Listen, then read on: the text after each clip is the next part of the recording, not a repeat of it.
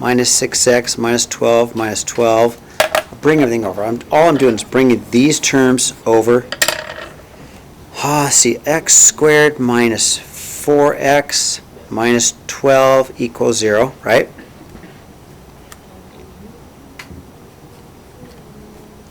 That'll factor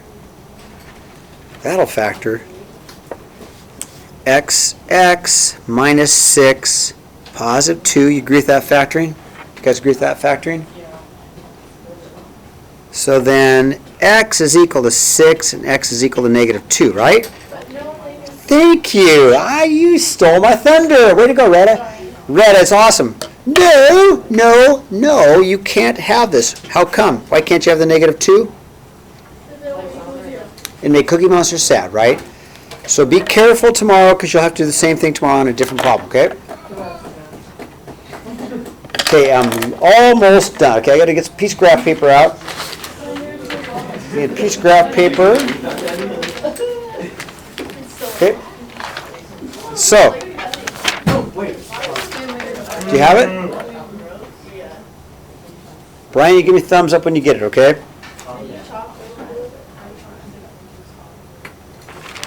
We got to get this done before the bell rings.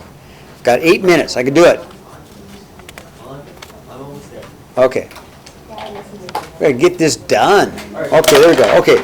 Number 17. All right. I have y equals x plus 5 over, and I'm going to factor this right off the bat. Okay? I'm going to factor this right off the bat. Now, we did this or one like this in our warm-up, so you got to listen. We know this. X cannot equal negative 5, and x cannot equal 2. Okay? I just factored. I factored this right off the bat. Okay, do you guys agree with that? X cannot equal negative 5, and x cannot equal 2. Okay?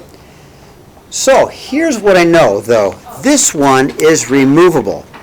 That's removable, which means that's my hole. So when I graph it, if you can remove the problem, then that's the hole.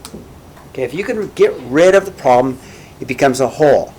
The other one you can't get rid of becomes a vertical asymptote. Okay, let's see how this looks. So then if I were to use my graphics calculator and take a look at this, y equals, and I'm going to type it in, parentheses, x plus 5 divided by parentheses, x squared plus 3x, subtract 10, change my window a little bit bigger than that, negative 8 to 8, negative 8 to 8. If I graph this, let's see what it looks like. Okay. So it looks like this, and the asymptote actually makes sense to me.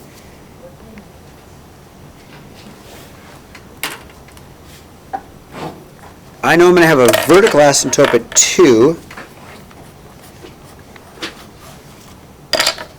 And the graph looks something like this.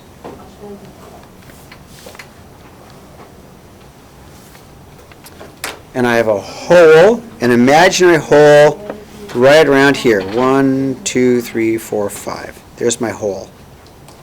All right? Now,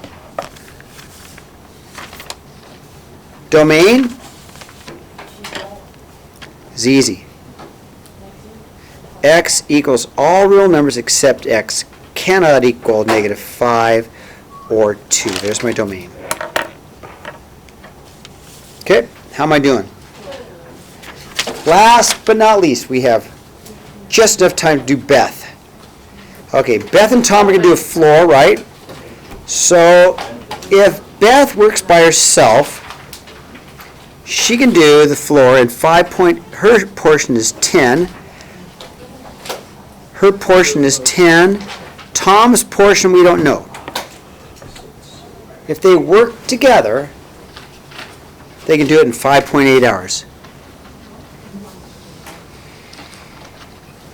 So Beth's portion of the floor is 5.8 out of 10. Tom's portion of the floor is 5.8 out of T, and when they add their works together, it takes them, it equals 1 for the one job, okay? Now all I have to do is just solve this. All right, I can do that. I can solve this.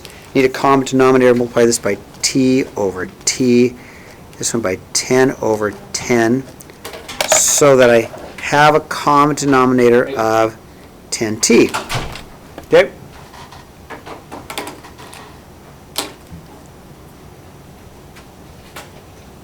I'll have 5.8T plus 58 equals 1.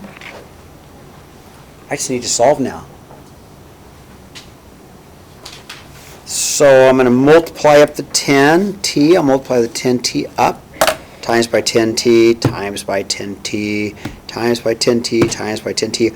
So I'll have a 5.8T plus 58 equals a 10T. Almost done.